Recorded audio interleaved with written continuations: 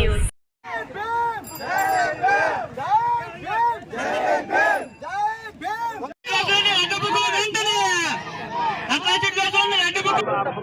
కొండాలపల్లికి సంబంధించి ఇవాళ చెరువు కలెక్టర్ సందర్భంగా అన్ని దళిత సంఘాల తరఫున ఒక 3 విషయాలు స్పష్టం తెలియజేసుకున్నాం ప్రభుత్వానికి.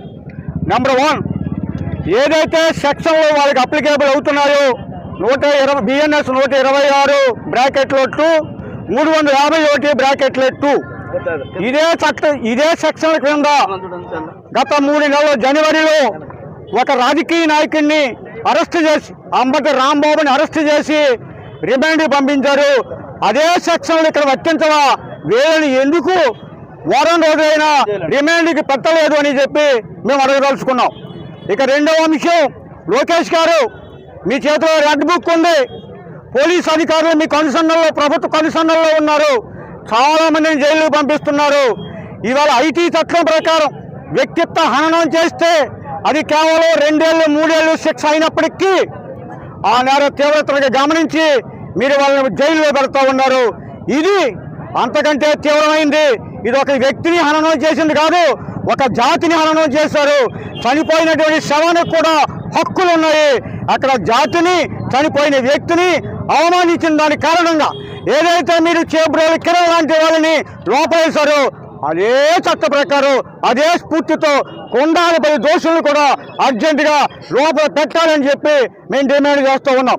ఇక మూడవ విషయం, ఇవాళ కలెక్టర్ ఈ కమిటీకి చైర్మన్గా ఉన్నప్పుడు ఆయన ఇమీడియట్గా గ్రామాన్ని సందర్శించి వారికి భరోసా ఇవ్వాలి. ఖచ్చితంగా వారిని నిందితులని జైల్లో పెట్టి మీకు రక్షణ కల్పిస్తామని చెప్పాలి. ఇవాళ వాళ్ళు ఇంకా బెదిరిస్తూ ఉన్నారు.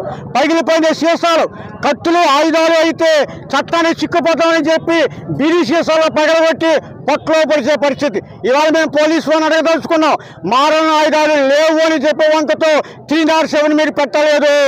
ఇవాళ సుప్రీంకోర్టు చెప్పింది ప్రాణాలు తీసేటువంటి గోజు పెంకు కూడా మారణాయుధులే.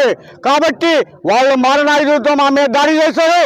కాబట్టి వాళ్ళ మీద ఐపీసీ 307 కూడా పెట్టాలి, 306 హత్యాయత్న కేసు కూడా పెట్టాలని చెప్పి డిమాండ్ చేస్తూ దీని మీద ప్రభుత్వం 24 గంటల్లో స్పందించకపోతే ఈ ఉద్యమం అమలాపురం కేంద్రం నుండి అమరావతి కేంద్రానికి చేరుతుందని చెప్పి హెచ్చరిస్తూ ఉన్నాం.